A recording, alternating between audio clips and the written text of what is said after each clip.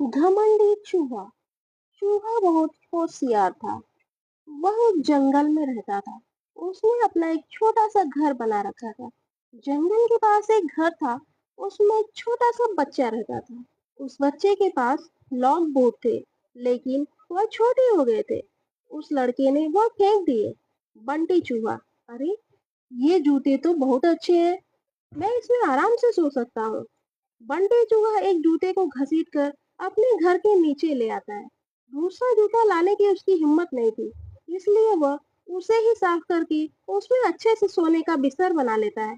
फूलों से उसे सजाता है। बंटी बहुत खुश रहता था। जंगल के और जानवर उसे देखने आते थे। जानवर जब उसको देखते तो बंटी चूहा बहुत नखरे में अपने जूते पर चढ़कर बैठ जाता था।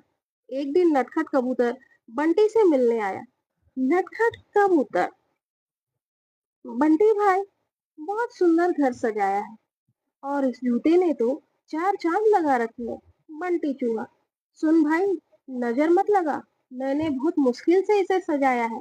तुम जैसों की नजर लग गई, यह खराब हो जाएगा। नटखट कबूतर, भाई, मैं तो तुम्हें बधाई देने आया था, लेकिन लगता है तुम्हारा घमंड तो सातवें आसमान पर है। बंटी चूहा, मुझे किसी की बधाई की जरूरत नहीं है। मैं जानता हूँ तुम सब मुझसे जलते हो, क्योंकि तुम बाहर सर्दी झेलते हो और मैं इस जूते में घुसकर आराम से सो जाता हूँ। नटखट कबूतर बिना कुछ कहे उड़कर वापस चला जाता है। अब बंटी चूहा सारे दिन घूमकर खाना खाता और रात को अपने जूते में आकर सो जाता था।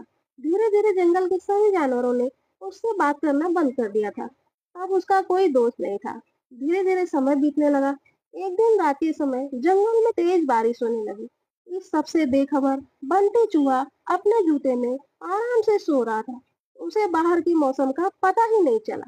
बारिश का पानी बढ़ने लगा। जूते के तले में एक सुराख था, जिससे पानी जूते में भरने लगा। कुछ ही देर में बहुत सारा पानी जूते में भर गया।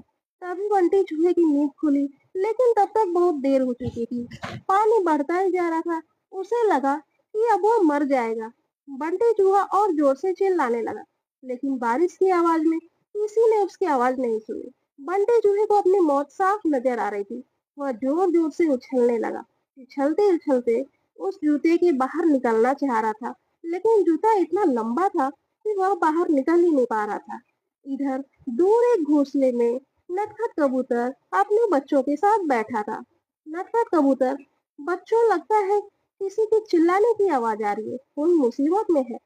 उसने बाहर निकल के देखा कि आवाज उस जूते में से आ रही थी। वह तुरंत समझ गया